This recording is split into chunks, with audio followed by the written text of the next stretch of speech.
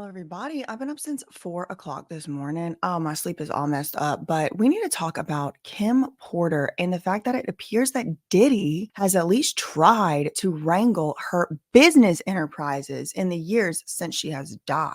Let me show you what I'm talking about. This all comes from a very, very helpful follower who sent me an email tipping me off to this. And she told me about this company right here. She said she found this because it has Lou Taylor's business address. As you can see here, CE Opco LLC, a California LLC. And this is the ever so familiar 9255 Sunset Boulevard, second floor, West Hollywood. That's TriStar Sports and Entertainment. That's, if you're new here, Sean P. Diddy Puff Daddy Combs' business manager, TriStar Sports and Entertainment, and also the company who Little Rod accused of paying the S workers through its accountant, Robin Greenhill. Yeah. On top of all of that, Lou Taylor is also Britney Spears' former business manager, and she was Britney Spears' business manager, accountant, investment advisor, every other goddamn thing else. Almost looked like she was almost her stepmama. Lou actually had tried to become Britney Spears' conservator before the conservatorship actually started, and she ended up not doing that. Okay, so that's who we're talking about here. Lou Taylor, TriStar Sports and Entertainment. Now, I am working right now on a full kind of biopic about Lou Taylor. We have a lot of Lou Taylor content coming out on my other channel soon on BJ Investigates, but we're just going to keep it rolling over here. And as you can see, that CE Opco LLC in California is listed as a branch of the main company. Where's the main company? Well, it's in Delaware. Well, if you just look, look, this is a free website, opencorporates.com. It shows you one of the trademarks that is owned by the main company is Sean Puffy Combs, Our Fair Share, Our Fair Share. Okay, well, what in the hell is Our Fair Share? Well, it was just launched in 2020. Hello, this is Sean Diddy Combs, and welcome to Our Fair Share. We created this platform to give African American small businesses access to the capital that they need to survive. The man looks inflamed. The man looks cortisol through the roof, looks like he needs a nap. All the whites of his eyes are yellow, which means he has liver issues from traditional face reading. I don't know, I'm not an expert, but whenever your eyes are yellow like that, according to the ancient Cajun mystics and also the Chinese ones and also the Indian ones, when your eyes are yellow like that, it's because you're having a liver problem. Okay. So the man has liver problems according to the ancients and inflamed. You can just tell he's puffed up. Puffy is all puffed up. It's well known that we don't get our fair share of venture capital and small business loans in normal times. But given the devastation of COVID, the pain that it has inflicted on your small businesses and on Listen, I'm not going to disagree with the facts. But this man hasn't struggled as a small business in quite a few decades. Like, who is he? Entrepreneurs, you cannot afford to get your fair share. And this stimulus money is available to barbershops, hair salons, nightclubs, clothing brands, restaurants, bars, bodegas, liquor stores, and retail stores, and anyone else that is self-employed. There are billions of dollars in the stimulus money our government is making available so your businesses can make it through this difficult. I'm having a hard time, because it is a good thing. I do think that it was really important to help small businesses to stay open during that time because, as y'all saw, a lot of them did shut down. I do strongly believe that the small business is the backbone of our economy, it's the backbone of our culture as well. Because otherwise you get the same exact store on every corner in every state, in every city, in every village. And so it just kind of like you don't get to retain as much of your culture as if whenever you have a little small business. So fine, whatever. I'm not even gonna be that mad at him doing this little project. I just wanted to see what the our fair share is. And I guess it's like our fair share, meaning like African American or Black business owners should have their fair share of the stimulus money, which I do think is fine. Like, that's fair. But then my subscriber that sent me this tip, she said that she went into the trademark database, the government trademark website. Okay, so let's bring us over there. And I typed in CE Opco LLC. All right. See up here? Well, a bunch of results do come up. And this doesn't necessarily mean that CE Opco owns any of this, okay? But let's just scroll through and look what it looks like. RestFest shows up, CE Black Excellence. And then look at the fourth result. 3 Brown Girls Beauty Co. Okay, interesting. I recognize 3 Brown Girls because of Kim Porter. Remember this? Nicole Cook Johnson, Kim Porter, and Ebony Electra of the 3 Brown Girls. They did an event, cocktails and conversation with the 3 Brown Girls. Okay, well, that's interesting. Okay, so here's the 3 Brown Girls. All right, cool, great. And then we have trademarks listed for 3 Brown Girls Beauty Co. Now, what I found interesting is that this wasn't actually applied for until 2019. And as we all know, Kim Porter passed away November 2018. You don't have to be a mathematician to figure out Kim Porter was gone whenever somebody applied to own the copyright and the trademark for 3 Brown Girls. Who was it, you might be wondering? Who applied for this copyright? Oh, well, it's CE Opco LLC, which is, one more time, also the owner of Sean Puffy Combs' Our Fair Share, and also has a California branch that is connected to Louise Mary Sawyer Taylor. So, what does this exactly indicate to me? I'm not exactly sure.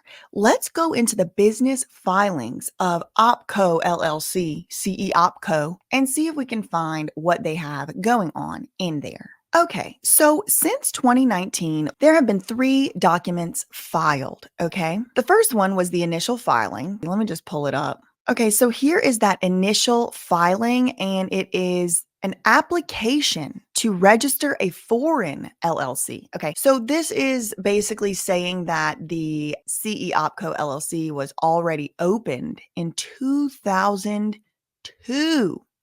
Okay. The business address is 9255 Sunset Boulevard, and then we see a familiar name. We are going to talk more about Tariq Brooks. I don't know if it's Tarek or Tariq, but he is also listed as someone who manages the company that owns P. Diddy's raided Miami mansion. This Tarek or Tariq Brooks, he does seem to be a money financial manager for Diddy. Hello, my name is Tariq Brooks, and I am the president of Combs Enterprises, the portfolio of businesses and investments owned by Sean Diddy Combs. Small businesses are the engine that fuel our country, and in Black and brown communities across the nation, the entrepreneurs that lead these businesses, I was inspired young. I knew I wanted to build and grow businesses, and throughout my career, I have been fortunate to work with some of the greatest entrepreneurs, from Bob Johnson, the founder of Black Entertainment Television, to Ray Dalio, founder of Bridgewater Associates, the largest hedge fund in the world. Bridgewater Associates, the largest hedge fund in the world. I've seen firsthand the power of entrepreneurs with big dreams, audacious visions, and the grit to fight through the toughest challenges and achieve success. Sean Combs is a living, breathing example of the American dream. Raised by a single mother in Harlem, he went from poverty to unpaid internship to music executive to serial entrepreneur. And today, the companies under the Combs Enterprises umbrella employ more than 200 people and range from leading spirits brands to disruptive media platforms to innovative charter schools. Every day, we not only create value for our shareholders, we create value for our employees, our customers, and the communities we serve. He has gone on podcasts as recently as this year, talking about the Combs Enterprises, talking about how hungry they are for money and things like that. So this is definitely a Diddy affiliated company. And look, it has Lou Taylor's address on it. It was started in 2002, which is the same year that Lou Taylor started Stonebridge Investment Council. I have literally done about 25 hours worth of videos on Stonebridge Investment Council. It could be 45 hours. It could be 1,000 hours. Honestly, I don't know. I've talked about this for a long time. The reason it's important is because Lou Taylor founded and owned an investment firm, an investment fund, Stonebridge Investment Council. She started this in 2002. She worked for this company as an employee as well as a registered investment advisor. Here's another example of how dangerous and alarming this company is. This is from a Britney Spears court filing in her conservatorship case all the way back from 2022. And the paragraph that I want to read to y'all reads as follows. Mr. Spears' conflict of interest. That means Jamie Spears. This was written by Britney's lawyer, Matt Rosengart, and he's talking about Jamie and Lou. Jamie's conflict of interest with respect to Lou Taylor continued beyond instilling TriStar as business manager for Britney's estate. From 2009 until 2013, Jamie allowed Stonebridge Investment Inc., Stonebridge, an entity then 50% owned by Lou Taylor, to manage a portion of Britney's assets. Information obtained from Stonebridge shows that Britney's assets were dispersed from these accounts at Jamie's express direction in 2013. The same year, public records show that Lou Taylor sold her 50% share of Stonebridge. On at least 2 occasions during the time that Lou's Stonebridge managed these assets, co-conservator Andrew Wallet expressed concern with these funds being under Stonebridge's control. 2 important pieces of information here. One, it starts in 2009. That's when these alleged conflicts of interest do start. Guess what else starts in 2009?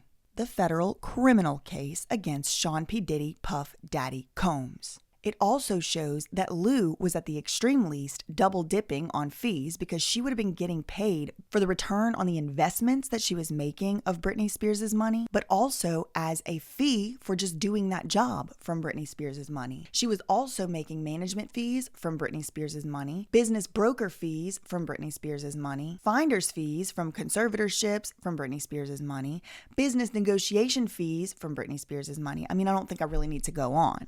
And now come to find out the CE OpCo with all of Diddy's companies seemingly trademarks in it is affiliated with Lou Taylor, and it goes back all the way back to 2002. Now the question becomes, this company has existed in Delaware since 2002, but it wasn't until after Kim Porter's death. It wasn't until after Kim Porter's death, whenever they were trying to apply for trademarks for 3 brown girls, that they finally asked to have it listed over there in California. Now, this is alarming to me, to say the least, because I just wonder who is in control of Kim Porter's estate. Who is in control of her money? It doesn't look like her kids. It looks like Diddy.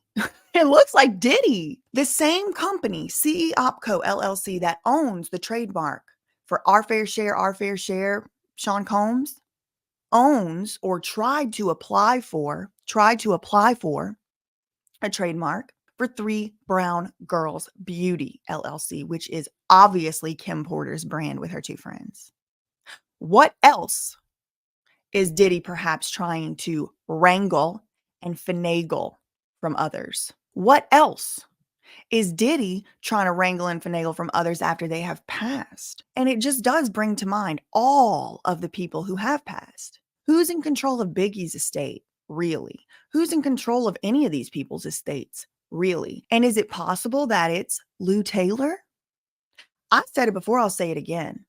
My prediction is, if there is a financial crisis, if there is another bottom falling out of the floor like we had in 2008 because of the subprime mortgages and because of all of that, if the bottom falls out again, I've said it before, I'll say it again, it's my prediction. It's going to be because of the gross, calculated, intentional mismanagement of valuable celebrity estates. That is my prediction. And just to give y'all a little bit of an idea of the other trademarks that do come up when you do type in this CE OpCo. Also, just so y'all know, OpCo is usually an operations company that does own other companies. It usually is a portfolio company type of thing, in my experience from what I've seen. So an OpCo, it is normal for it to own another business for the purpose of buying it or selling it. So it's not really a business in and of itself. I mean, it is, but it's not the business that you would think of, like the actual beauty company. The beauty company will be owned by this OpCo. It just makes me wonder, does this OpCo own the company that owns the house? And who owns the OpCo? Who runs the OpCo as well? Because we all knew Britney owned her property, technically legally, but she didn't have no control over it. Not one thing could she control. She said she never even held cash in her hands during the conservatorship, not even any. And I believe it, because look how these people are treating people. The other things that show up whenever you type in CE OpCo is Rest Fest, CE Black Excellence, Black Excellence Fund, CE Black Excellence Fund, Combs, CE has to mean Combs Enterprises. Combs Enterprises OpCo. applied for a trademark. Applied for a trademark for 3 Brown Girls Beauty Co. Look at it. 3 Brown Girls Beauty Co. Owner. Combs Enterprises OpCo, with that New York address being a Delaware company, and then having a branch in California. And the California branch has Lou Taylor's address as its address, okay? I just want to type in that New York address to see what building that's in. It's the Sean John address, okay? So the reason I typed that in, look, as you can see here, this address right here, Combs Enterprises OpCo, it lists on the public trademark website that the address is 1440 Broadway, 3rd floor. So I typed that address in here, 1440 Broadway, 3rd floor, and look what comes up. Land and Sea. Don't know what that is. Let's click it. Landandsea.com, Dressing America. So it looks like a uniform company is also in the building. This must be some type of law firm. Sean John's address is also listed there. So this is an address that has been associated at least somewhat. Yeah, Bad Boy Entertainment is also an address listed there. I don't know exactly what is there. Oh, now it's the office for lease. Oh, no. No, it's not. So apparently it is an iconic Midtown office building. There must be a lot of businesses in there, but there is an office in there that has been associated with Sean John Clothing and Bad Boy Records. Now it's also listed on a trademark application for 3 Brown Girls Beauty after Kim Porter died. After Kim Porter died. And it just brings to mind that it does seem to be the case that Sean P. Diddy Puff Daddy Combs is very concerned with what he believes fair share is. That's all I really had for this one. I am going to be coming back to talk about Dallas Austin and perhaps his daughter being the mysterious goddaughter that stayed in the bed with Kim Porter the night she died. Also, we're going to be talking about a self-proclaimed rap historian has contacted me on Instagram and given me a tip, given me what appears to be an insider leaking information about a meeting that happened all the way back in 1991. It has to do with private prisons. I don't know if it's real or not, but let's break it down in one of the next videos. That's all I really had for this one. In the meantime, facts ain't defamation, and neither is reading the public trademark copyright website, girl. Love you, Mina K. Bye. Welcome into my world. You're playing my game. Thought that you could come up and they're fitting off of my knee. Talking out the side of your neck like you're insane. Cortisol levels to the roof. Inflame. Kids these days so shameless. Selling out real friends for a paycheck. Mama didn't teach them no home training. Wanna be me so bad, but they failing. Step to the plate though. I'll take a challenger.